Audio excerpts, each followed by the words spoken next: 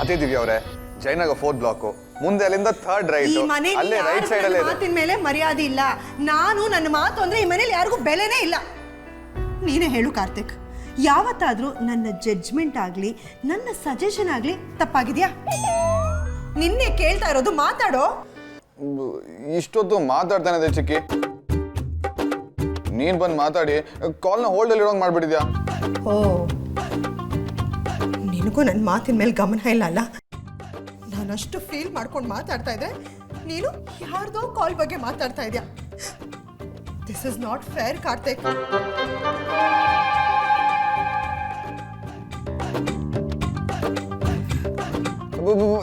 ಯಾರ್ದೋ ಫೋನ್ ಅಲ್ಲ ಚಿಕ್ಕಿ, ದಿವ್ಯನ್ ಜೊತೆ ಮಾತಾಡ್ತಾ ಇದ್ದೆ. ಮೀಟ್ ಮಾಡೋಣ ಅಂದ್ರೆ ಇಲ್ಲ ಅಂತ ಹೇಳ್ಬಿಟ್ಲು. ಅದಕ್ಕೆ ನಾನು ಏನಂತ ಹೇಳ್ದೆ ಗೊತ್ತಾ? ಏನ್ ಹೇಳ್ದೆ?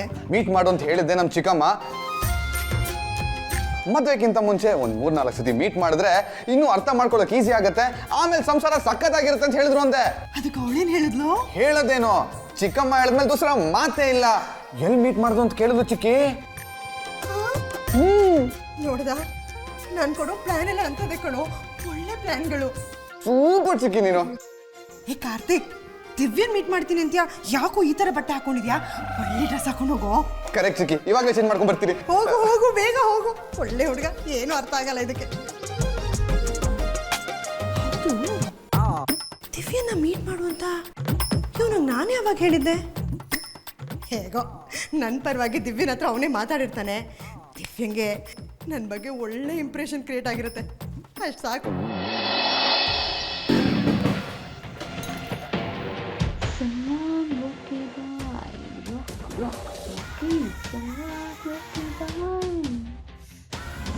ಸತ್ಯ ಯಾಕೋ ಮದರ್ ಇಂಡಿಯಾ ಬೇಜಾನ್ ಗುರಾಯಿಸ್ತವಳೆ. ಅಪ್ಪಿ ತಪ್ಪಿ ಥಿಯೇಟರ್ಗೆ ಹೋಗಿದ್ದು ಗೊತ್ತಾಗೋಯ್ತಾ? ಮದರ್ ಇಂಡಿಯಾ, ಕಾಫಿ ಆಯ್ತಾ? ಎಲ್ಲೇ ಹೋಗಿದ್ದೆ? ಅಮ್ಮ, ಅದು ಗ್ಯಾರೇಜ್ಗೆ ಹೋಗಿದ್ನಮ್ಮ.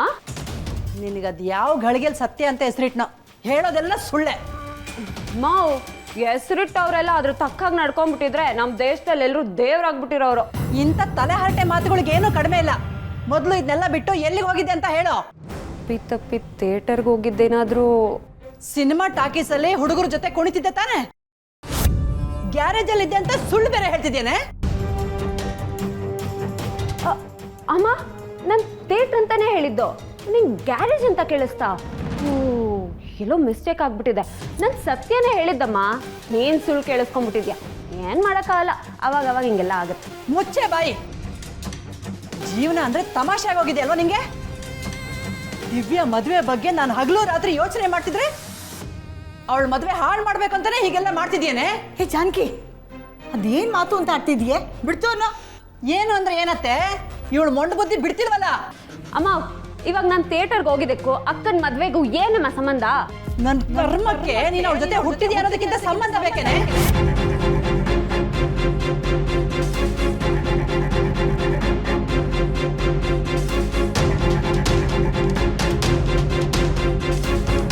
ಅಪ್ಪಿ ತಪ್ಪಿ ನಿನ್ನ ವಿಷಯ ಗಂಡಿನ ಕಡೆಯವ್ರಿಗೆ ಗೊತ್ತಾಗಿ ಅವ್ರು ನಿನ್ನ ಹುಚ್ಚಾಟಗಳು ನೋಡಿದ್ರೆ ಏನೇ ಗತಿ?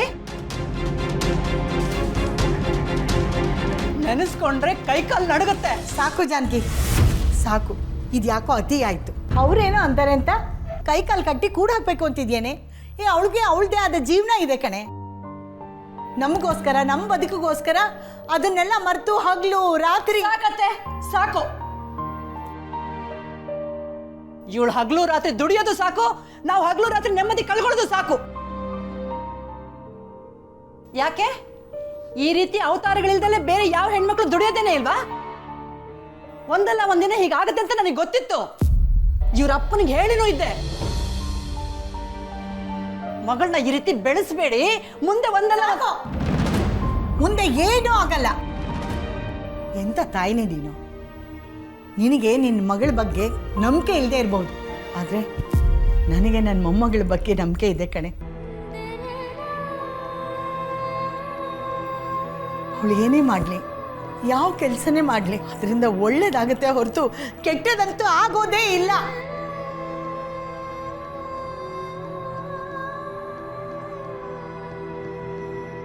ದಯಮಾಡಿ ಕೈ ಮುಗಿದು ಕೇಳ್ಕೊತೀನಿ ಕಣೆ, ಈ ಮದುವೆನ ಹಾಳು ಮಾಡೋ ಕೆಲಸ ಮಾಡಬೇಡ.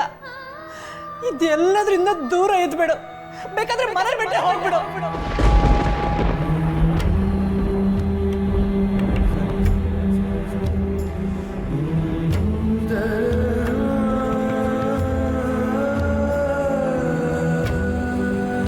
ಒಂದಷ್ಟು ದಿನ ನನಗೊಬ್ಬಳು ಮಗಳೇ ಇಲ್ಲ ಅಂತ ಅನ್ಕೊಂಡ್ಬಿಡ್ತೀನಿ.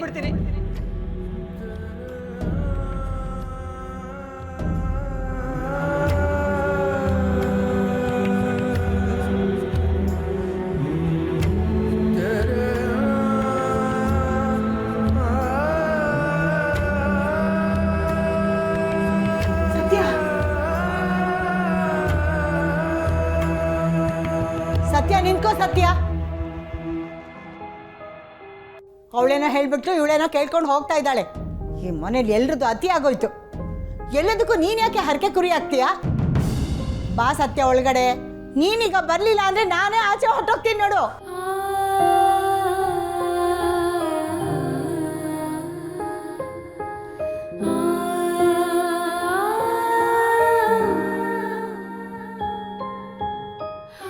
ಗಿರ್ಜಮ್ಮ, ಅದ್ ಏನ್ ಮಾತು ಅಂತ ಆಡ್ತೀಯ? ನಾನ್ ಗಂಟ್ ಬಿದ್ದಿರೋವರೆಗೂ ನೀನ್ ಅದ್ ಎಲ್ಲೋಗಕ್ ಸಾಧ್ಯ? ಹೋದ್ರೆ ಎತ್ತಾಕೊಂಡ್ ಬರ್ತೀನಿ.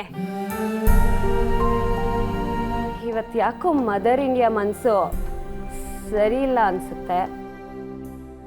ನಾನಿಲ್ಲಿದ್ರೆ ಅದಕ್ಕೆ ಹೊರಗೋಗಿ ಬರ್ತೀನಿ. ಹಾ, ಬರ್ಲಾ?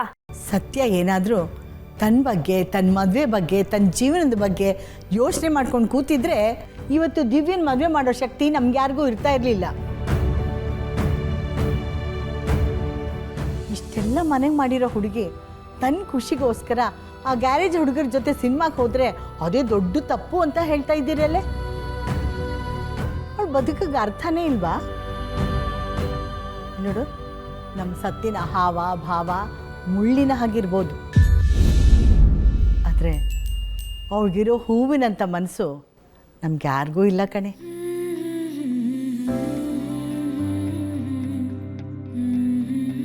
ಅಂತ ಹೂ ಮನ್ಸಿರೋಳು ತನ್ನ ಹುಚ್ಚು ಅವತಾರದಿಂದ ಎಲ್ರಿಗೂ ಮುಳ್ಳು ಅಂತಾನೆ ತಾನೇ ಕಾಣಿಸ್ಕೊಳ್ತಾ ಇದ್ದಾಳೆ. ಅವಳ ಮನಸ್ಸು ಏನು ಅಂತ ನನಗೂ ಗೊತ್ತು ಅತ್ತೆ. ಅಂಥವಳ ಬಗ್ಗೆ 4 ಜನ 4 ಮಾತಾಡಿದ್ರೆ ಹೆತ್ತು ಹೊಟ್ಟೆ ಉರಿಯುತ್ತೆ ಅಲ್ವಾ?